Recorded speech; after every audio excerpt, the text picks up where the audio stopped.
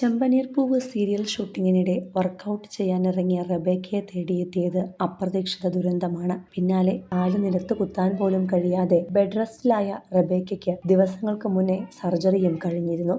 തുടർന്ന് വീണ്ടും തൃശ്ശൂരിലെ വീട്ടിൽ വിശ്രമത്തിലായ റെബേക്കയെ പരിചരിക്കുവാൻ അമ്മയും ഭർത്താവ് ശ്രീജിത്തും ഒക്കെ ചുറ്റോടു ചുറ്റുമുണ്ടായിരുന്നു.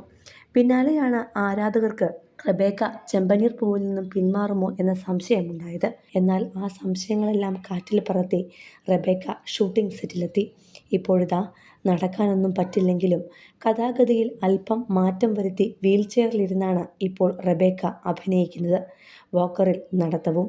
എല്ലാ സഹായങ്ങളുമായി സച്ചിയും ഒപ്പമുണ്ട്.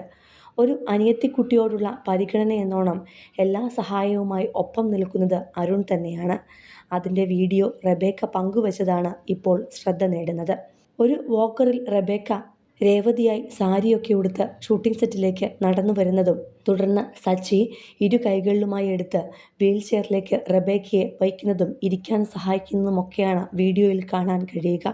ആശുപത്രിവാസം കഴിഞ്ഞ് റെബേക്ക ഷൂട്ടിംഗ് സെറ്റിലേക്ക് എത്തിയ വിശേഷം അരുൺ തന്നെയായിരുന്നു ആദ്യം ആരാധകരെ അറിയിച്ചതും.